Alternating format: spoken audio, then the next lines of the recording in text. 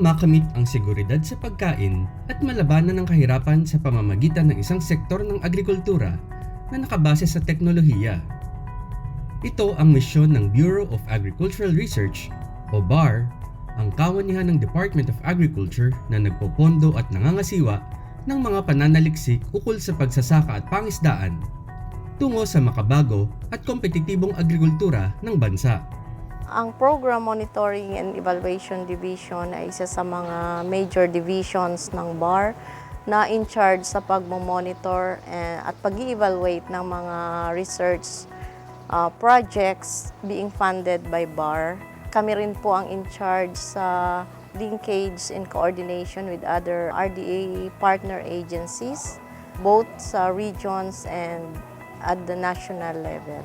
So, ang research management meeting ay isa sa mga activities na kino-coordinate ng PMED. Ang research management meeting ay nag-umpisa in 2014 at ito ay na-institutionalize na.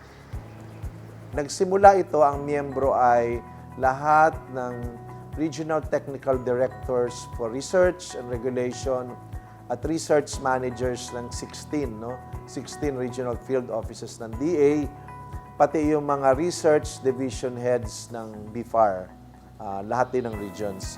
At sa meeting na ito yung pinakamalaking grupo ngayon dahil isinama na namin yung mga heads ng research division, ng mga staff bureaus and attached agencies.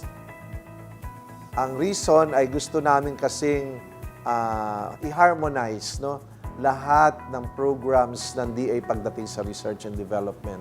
I-strengthen yung collaboration at makita din na lahat ng research projects talaga ay naka-align sa priorities ng Department of Agriculture base doon sa tinatawag natin na Research and Development Extension Agenda and Program.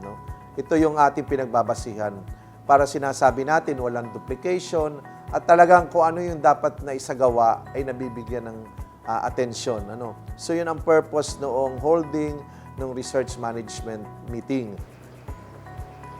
Among the agenda na tinakil natin ay yung updates tungkol sa establishment and operation ng ating Research, Development, and Extension Network or RRDEN.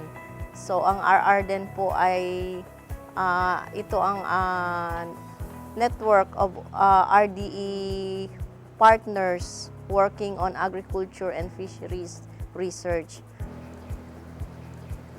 Isa sa mga objectives ng research management meeting ay ang strengthening ng regional RDE network at ito ay sa pamamagitan ng pag-update ng mga regional partners ng iba-ibang issues, concerns regarding RDE implementation. Isa rin po ay yung pag-present ng mga zonal updates ng ating mga regional partners tungkol sa kanilang mga programa at mga plano ng kanilang mga research plans and programs. At pangalawa ay papalakihin pa namin, mas magiging aktibo ngayon yung aming tinatawag na Regional Research Development Extension Network. Kami ay gumawa ng mga pangalan bawat isang regions at ito ay bibigyan ng suporta ng Bureau of Agricultural Research. Magbibigay kami ng isang facility bawat region para talaga makonsolidate lahat ng research development activities sa bawat rehiyon. Kasama yung ibang opisina ng DA na may mga line function.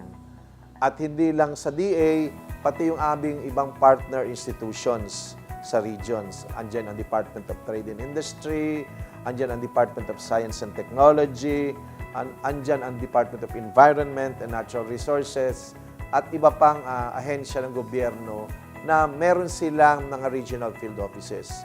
So ito ay i-strengthen namin at para makita talaga natin yung kabuuan ng R&D activities na kino-coordinate o pinapangasiwaan ng Bureau of Agricultural Research.